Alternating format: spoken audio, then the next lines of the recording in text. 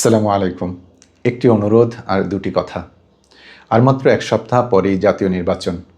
২০২৪ সালের জুন-জুলাইয়ের আগে বিএনপি হোক বা জামায়াত কেউই কল্পনাও করতে পারেনি ২০২৬ সালের ফেব্রুয়ারিতে বাংলাদেশে এমন একটি জাতীয় নির্বাচন সম্ভব হবে। নির্মম সত্য হলো, সেই সময় বর্তমান বিএনপি চেয়ারম্যান তারেক রহমানও জানতেন না তার মা দেশনেত্রী খালেদা জিয়া যদি সেই সময় ইন্তেকাল করতেন, তাহলে তিনি শেষবারের মতো তাকে স্বচক্ষে দেখতে পারতেন কিনা, কিংবা জানাজায় অংশগ্রহণ করতে পারতেন কিনা। একইভাবে বাংলাদেশ জামায়াত ইসলামের আমির ডক্টর শফিকুর রহমানও জানতেন না তার ও তার দলের ওপর চেপে বসা জগদ্দল পাথর কিভাবে সরবে। সেই আন্দোলনের ফলে আজ বিএনপি ও জামায়াত বুক ফুলিয়ে রাজনীতি করছে এবং এবারের এই নির্বাচনে ক্ষমতার দৌড়ে মূল প্রতিদ্বন্দ্বী তারাই। ২০২৪ সালের ছাত্র জনতার আন্দোলন ও গণ-অভ্যুত্থান এবং সহস্র মানুষের প্রাণের বিনিময়ে আল্লাহ তাআলা এই জাতিকে সেই স্বৈরাচারী দুঃশাসন থেকে মুক্ত করেছিলেন।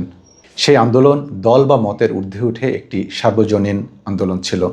দেশের মানুষ স্বৈরতন্ত্র থেকে মুক্তি চেয়েছিল, দুর্নীতি অবিচার থেকে মুক্তি চেয়েছিল এবং এই আকাঙ্ক্ষা নিয়েই দেশের সর্বস্তরের মানুষ রাজপথে নেমে এসেছিল।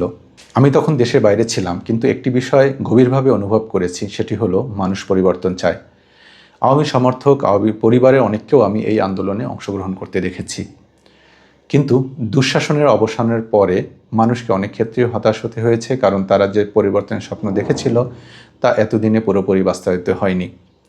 কিন্তু আমাদের মনে রাখতে হবে, পরিবর্তনের জন্য সময় লাগে।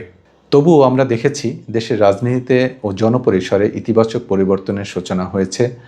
অন্তর্বর্তীকালীন সরকারের বেশ কিছু সীমাবদ্ধতা সত্ত্বেও অনেক ক্ষেত্রেই বেশ কিছু পরিবর্তন হয়েছে এবং হচ্ছে। তথাপি শুধু একটি কথা বলতে চাই, ২০২৪ সালের জুলাই মাসে মানুষ যে আকাঙ্ক্ষা নিয়ে রাস্তায় নেমেছিল, সেই দাবির প্রতিফলন ঘটেছে জুলাই সনদে।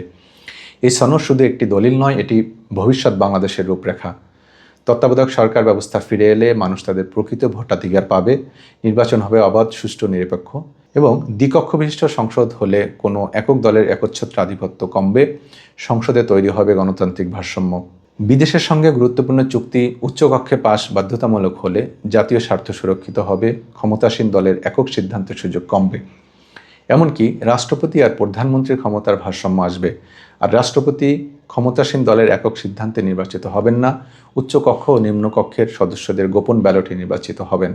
তাই আপনি যে দলই সমর্থন করুন না কেন, আপনি যদি চান দেশটি সবার হোক, ক্ষমতা যেন কোনো পরিবার বা গোষ্ঠীর হাতে বন্দী না থাকে, তাহলে আপনাকে গণভোটে হ্যাঁ ভোট দিতে হবে। আর যাতে ভবিষ্যতে কোনো স্বৈরাচার আবার চেপে বসতে না পারে, সেজন্যই গণভোটে হ্যাঁ ভোট দিতে হবে।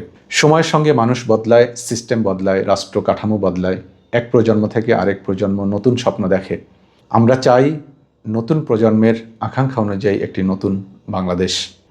দেশকে আর পিছন থেকে টেনে না ধরে আসুন আমরা সামনের দিকে এগিয়ে নিয়ে যাই।